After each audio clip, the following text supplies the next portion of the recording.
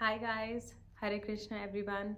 I hope you all have taken out your religious scriptures, and everybody who's just listening here to Bhagavad Gita can see all the pictures that I post of the pages that I'm reading. And also, I just want to thank everybody who had commented on my last to last video, giving me ideas about how can I make this video more interactive. Those have been really useful. I hope those have been useful. Please let me know if it helps you when I put a picture of the page that I'm reading or the paragraph that I'm reading, so that it holds your attention and you're able to read. And also, everyone who is having Bhagavad Gita and they can just look at the screen and read it out with me. And people who are actually not here to listen to Bhagavad Gita, they can genuinely just open up their own holy books and mute me, as I have mentioned in my previous videos. Just mute me and take out this time to read your own holy scriptures, or talk to God, or listen to bhajans, or all the religious music, or anything that connects you with God. Do that in these 15-20 minutes. There are no boundaries, there is no set rules to how you connect with God. This is just one way that we are doing it. You could choose your own path and way. We are just together as a community, and each of us, the main intention for each of us is to connect with God. That is all. So let's start. We were on page number 19 of the Bhagavad Gita, and we were on the second para. So let's start. The Lord descends to this mortal world to show his pastimes in Vrindavan, which are full of happiness. When Lord Sri Krishna was in Vrindavan, his activities with his cowherd boyfriends, with his damsel friends, with his other inhabitants of Vrindavan, and with the cows were full of happiness. The total population of Vrindavan knew nothing but Krishna. But Lord Krishna even discouraged his father Nand Maharaj from worshipping the demigod Indra, because he wanted to establish the fact that people need not worship any demigod. They need only worship the Supreme Lord, because their ultimate goal is to return to his abode. My mother gave me an example a long time back, and she told me that when you know that you have an approach to the judge itself, why do you need to talk to all the subordinates or the lawyers and everybody? When you directly have an approach with the judge, directly talk to him. The same way, when you directly have an approach to the Supreme Lord, why do you even need to talk to every subordinate person? You do not have to disrespect them, but you don't really need to uh, approach them for anything. Directly approach the Supreme Lord. The abode of Lord Sri Krishna is described in the Bhagavad Gita, 15th chapter, 6th verse. Natad bhashyate suryo, na shanshanko na pavaka, yat gatva na nivartante, tad dhama paramam mama.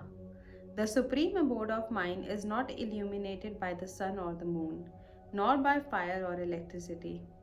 Those who reach it never return to this material world. This verse gives a description of that eternal sky.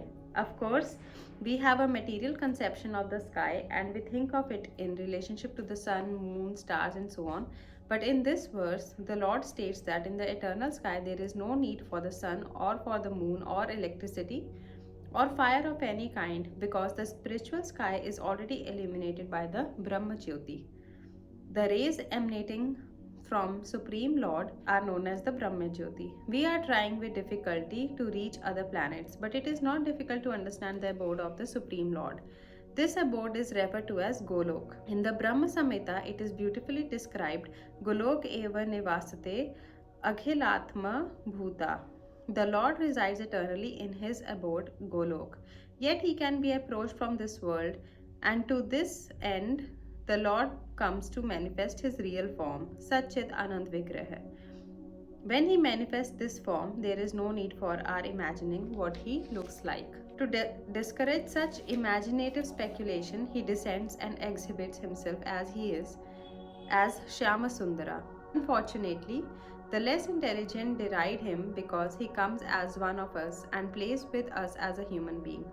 But because of this, we should not consider the Lord as one of us.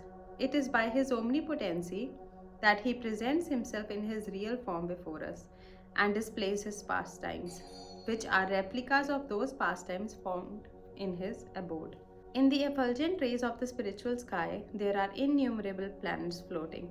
The Brahma Jyoti emanates from the supreme abode, Krishna Lok, and the Anand Maya, Chinmaya planets, which are not material, float in those rays. The Lord says, Natat bhashyate suryo na shanshakho na pavaka, yad gatva na nivartante tad dhama paramam mama. One who can approach that spiritual sky is not required to descend again to this material sky. In the material sky, even if we approach the highest planet, that is the Brahmalok, what to speak of the moon, we will find the same conditions of life, namely birth, death, disease, and old age. No planet in the material sky is free from these four principles of material existence. The living entities are traveling from one planet to another, but it is not that we can go to any planet we like merely by mechanical arrangement. If we desire to go to other planets, there is a process for going there. This is also mentioned Yanti Deva Vrata Devan Pitran Yanti Pitravrata. No mechanical arrangement is necessary if we want interplanetary travel. The Gita instructs Yanti Deva Vrata Devan. The moon, the sun, and the higher planets are called Swargalok. There are three different statuses of planets: higher, middle, and lower planetary systems. The earth belongs to the middle planetary system. Bhagavad Gita informs us how to travel to the higher planetary systems, Devalok, with a very simple formula. Yanti Deva Vrata Devan. One need only worship the particular demigod of that particular planet and in that way go to the moon, the sun, or any of the higher planetary systems. Yet, Bhagavad Gita does not advise us to go to any of the planets in this material world because even if we go to Brahmalok, the highest planet, through some sort of mechanical contrivance by maybe traveling for 40,000 years, and who would live that long? We will still find the material inconveniences of birth, death, disease, and old age. But one who wants to approach the supreme planet, Krishna Lok, or any other planet within the spiritual sky, will not meet with these material inconveniences. Amongst all of the planets in the spiritual sky, there is one supreme planet called Golok Vrindavan, the original planet in the abode of the original personality of Godhead, Sri Krishna. All of this information is given in Bhagavad Gita, and we are given through this instruction information how to leave the material world and begin a truly blissful life in the spiritual sky. In the 15th chapter of Bhagavad Gita, the real picture of the material world is given. It is said there, Urdhva Moolam Adha Shakham Ashwatham Prahur Avyayam Chandamshi Yasya Parnani Yastamam Vedasa Vedavit. Here, the material world is described as a tree whose roots are upwards and branches are below. We have experience of a tree whose roots are upwards. If one stands on a bank of a river or any reservoir of water, he can see that the trees reflected in the water are upside down. The branches go downward and the roots upward. Similarly, this material world is a reflection of the spiritual world. The material world is but a shadow of reality. In the shadow, there is no reality or substantiality. But from the shadow, we can understand that there are substance and reality. In the desert, there is no water, but the mirage suggests that there is such a thing as water. In the material world, there is no water. There is no happiness, but the real water of actual happiness is there in the spiritual world. The Lord suggests that we attain the spiritual world in the following manner. Nirman moha jita sadanga dosha adhyatma nitya vinivrita kama dvandver vimukta sukha dukha samjananer chanti amudha padam avyayam tata. That padam avyayam or eternal kingdom can be reached by one who is nirman moha. What does this mean? We are after designations. Someone wants to become sir, someone wants to become lord, someone wants to become the president or a rich man or a king or something else. As long as we are attached to these designations, we are attached to the body because designations belong to the body. But we are not these bodies, and realizing this is the first stage of spiritual realization. We are associated with these three modes of material nature, but we must become detached from devotional service to the Lord. If we are not attached to devotional service to the Lord, then we cannot become detached from the modes of material nature.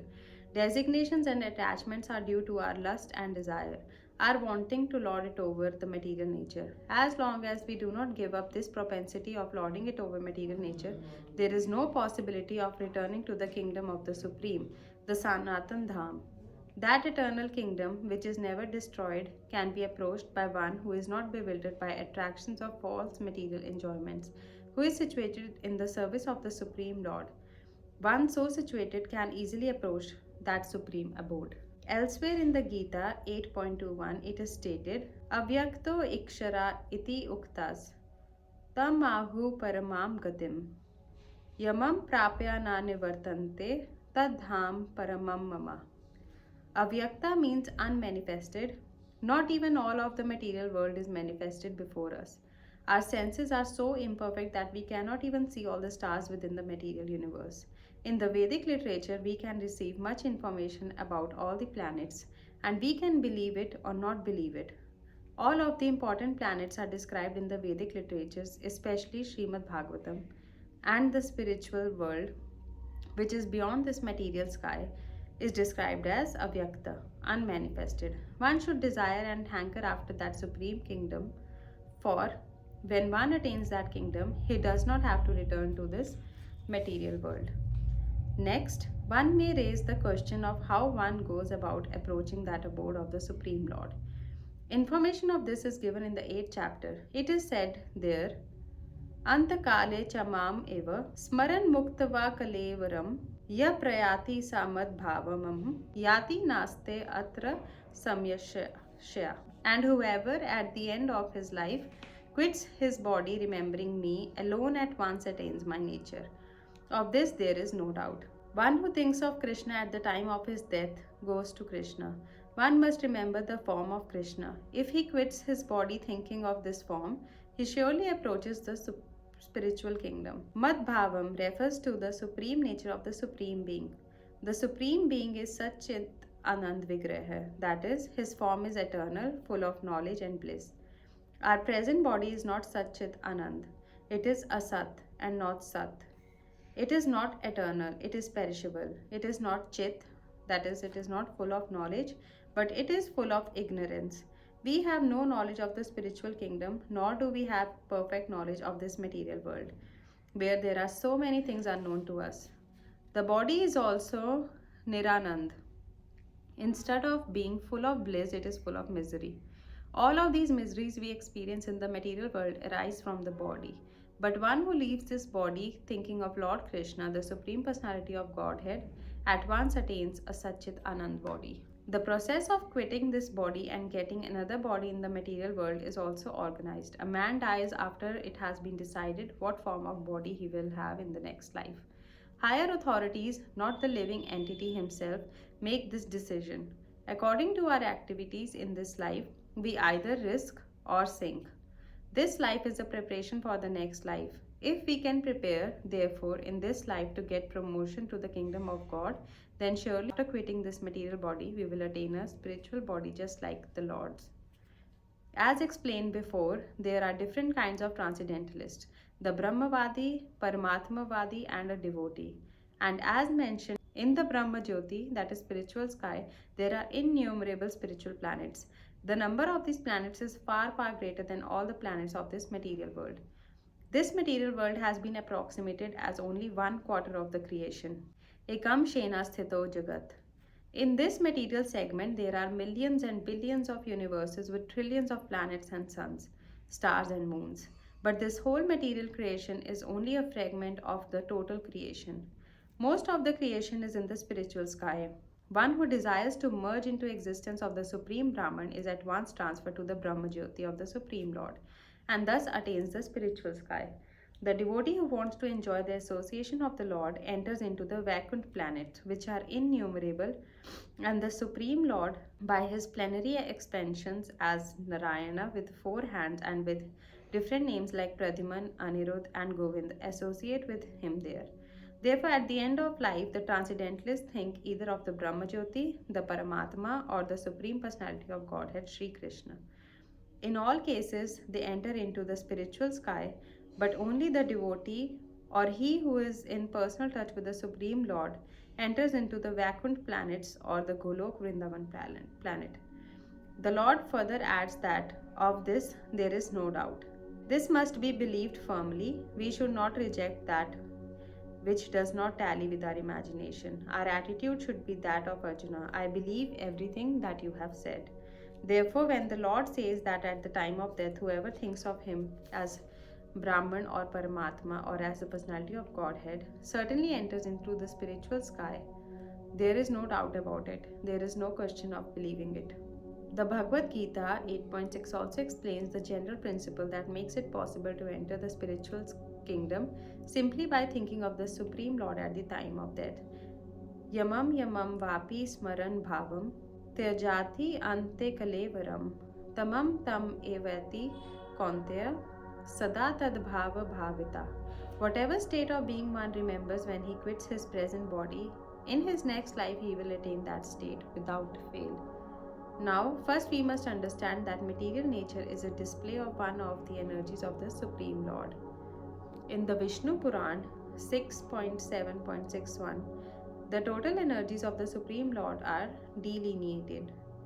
Vishnu Shakti Para Prokta Kshetra Gyan Khya Tatha Para Avidya Karma Samjananya Tritya Shakti Ishyate. The Supreme Lord has diverse and innumerable energies which are beyond our conception. However, great learned sages or liberated souls have studied these energies and have analyzed them into three parts. All of the energies of the Vishnu Shakti, that is to say, they are different potencies of the Lord Vishnu. The first energy is Para, that is transcendental. Living entities also belong to the superior energy, as has already been explained. The other energies or material energies are in the mode of ignorance. At the time of death, either we can remain in the inferior energy of this material world or we can transfer to the energy of the spiritual world. So, the Bhagavad Gita 8.6 says, Yamam yamam vapi smaran bhavam tyajate ante kalevaram tamam tam evati kontya sada tad bhava bhavita. Whatever state of being one remembers when he quits his present body, in his next life he will attain that state without fail. Hare Krishna. We will read only till here today. I think this was a little bit more to take in today. Need to remember that unless you actually remember God from a young age, you cannot really remember him at the time of death. Something that you have not done for a whole life, how can you have the memory of it at a deathbed? That is the main thing that you need to understand. Unless you actually do it every single day from a very young age for at least 20 to 30 years, you cannot really remember it at the time of death, because many things go on at the time of death in your mind. It could be your family, it could be anything related to your finances, career, your own self. Unless you have actually taken the shelter of God from a very, very young age, or unless you really spiritually realize God for at least 5 to 10 years before your death, it is very difficult for you to remember him at the time of death. And what you remember at the time of death is a decision maker of what kind of body you will receive in your next life, whether it will be a human body, animal, plant, anything. It is decided with what you think at the time of death. And if you remember God at the time of death, you will go to his planet, that is Vaikuntha Lok, directly Golok Vrindavan. You will be an associate of him. That is the main purpose of this human body, is to be associated with God again, back in his planet. There was a mention in Srimad Bhagavatam of an instance. My brother was asking me that if everything is destined, then what are we to choose? And do we actually choose something or not? In the Srimad Bhagavatam, it was written that the situations in your life are actually destined. Some things are going to happen to you, mostly. They are destined. They are written by God that such a situation will come in your life.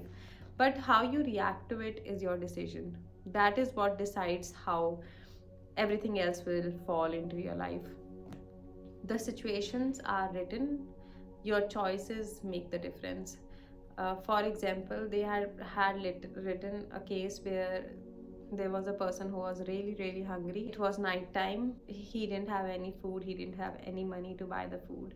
There was a door open to a house where the family was sleeping. He had a choice to either, be a thief and enter the house, steal the food, or he had the choice to sleep empty stomach.